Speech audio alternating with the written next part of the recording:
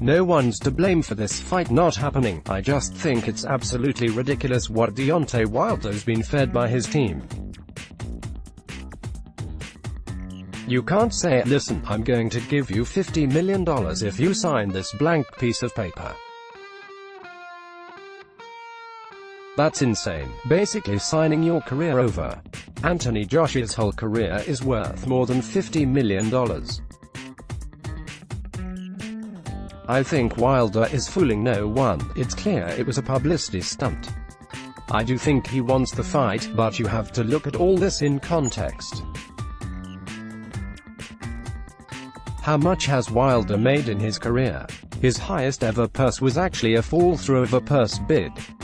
The purse bid was $7.15 million to face Alexander Povetkin. The Russian then failed a drug test. Eddie Hearn has offered him £15 million to come to the UK. That's treble his best ever payday. I don't understand what the big debate is here. I understand he said it's chump change, but he has to understand he is the B-side in this fight. Whatever you describe this, Deontay Wilder is the B-side. No one knows who he is. He's got one belt and fought absolutely nobody in 40 pro fights. The best win in his career was against Bermane Stiverne, and the second fight was a one-round blowout. After that it's Luis Ortiz. Let's be honest, Ortiz was 90 years old when he fought Wilder. In my opinion, I've got a better record at heavyweight than Wilder. I fought a former heavyweight world champion twice. Wilder has to understand he is the B-side. He's the man with one belt and no standout victories on his resume. Joshua has 3 belts. He is the best heavyweight in the world. He's been in bigger fights. You have to ask yourself this question: why didn't Wilder chase Vladimir Klitschko for a unification fight? He's great on social media and does these great little videos talking nonsense. He talks like he's still on the streets. He's supposed to be the WBC heavyweight champion of the world. He's supposed to be the face of boxing in America. He's not even the face of his city. No one knows him. It's a sham of a job that's been done for him on the promotional front. He should be a megastar. This is a man who wears the same belt as Muhammad Ali and Mike Tyson once did, and yet nobody knows him. His country doesn't back him. The whole situation is an absolute mess. One thing I can say is Joshua wants the fight. Wilder can come up with all the stupid things he likes. He's full of it. If you have $50 million, then show proof of funds. Or send over the contract. Hearn sent it nearly 2 weeks ago and had no response. And yet, as soon as the WBA ordered Joshua to face Povetkin and Hearn said they were in talks, the next day he had a response from Wilder saying AJ has pulled out to fight Povetkin. But you couldn't send a response to the contract that was sent 2 weeks ago. It's all a mess. The fight will be bigger next year, but it won't be bigger if you've got a clown thinking he's the boss of the situation. The minute Wilder accepts that he's the B-side, then the easier the negotiations will be.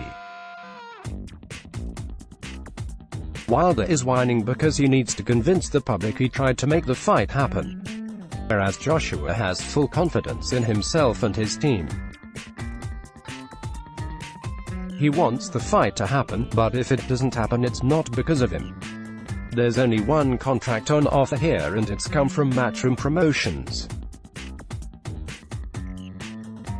There's been no contract offer to Joshua, just a blank piece of paper with a number on it.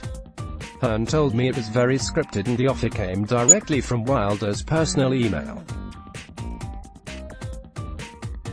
But Wilder isn't worth $20 million, never mind $50 million. How can a man put up $50 million when he simply doesn't have it? It's scripted. I'm a fan of Wilder. As a fighter, he's brilliant. He does what it says on the tin. He's wild and unpredictable. He's powerful, but he's also vulnerable, and that makes him even more exciting. But saying that, he's got to understand he's the second best heavyweight in the world and the B-side. Joshua is the best heavyweight in the world. Who manages Wilder? Is it Shelley Finkel? Is Lou DiBella his promoter? Is Finkel his advisor? There's so many people involved. With AJ, you speak to Hearn. If you want AJ's opinion, you speak to Freddie Cunningham. Everything is very transparent when you're dealing with Matchroom. I've dealt with loads of companies, promoters and managers at every end of the earth. Everything with Matchroom is transparent. They show where the funds are coming from. They tell you in your contract when and what you will be paid. Everything is transparent. Nothing in America is done like that. We are so much better off here in the UK. It's no coincidence we can sell out 90,000-seater stadiums. The home of boxing is now the UK. Al Heyman is a fantastic advisor, but he always wants the cards on his side of the table. He wants the odds stacked in his fighter's favor. Revolving light breaking news. Revolving light for all you Anthony Joshua fans. The $50 million offer for him to fight me next in the US is still available. Today I even agreed to their offer to fight Joshua next in the UK. If he prefers the fight in the UK, the ball is in their court. It's up to them to choose. pic.twitter.com/03phsk5xo Deontay Wilder at Bronze Bomber, June 11, 2018. He has to understand he won't get that with AJ Wilder. He gave up his cards when Wilder was going to Russia to fight Alexander Povetkin, and he gave them up for $7.15 million. It's sad. Mine and David Hayes' combined purse bid doubles that. It's insane and puts things into perspective. Joshua has had 21 fights, Wilder has had 40 pro fights. Joshua has achieved more in 20 than Wilder has in 40. Those are the facts. One man has 3 world titles and the other has 1. If he's the most feared heavyweight in the world, why have you only got 1 belt? Why haven't you fought anyone? People now understand how good Joshua's win over Dillian Whyte was, because he's gone on to be a genuine contender. Don't get me wrong, Charles Martin is no one special. I would beat him. But Whyte is a solid heavyweight who tore Lucas Browne to pieces. His fight with Joseph Parker is a 50-50 fight.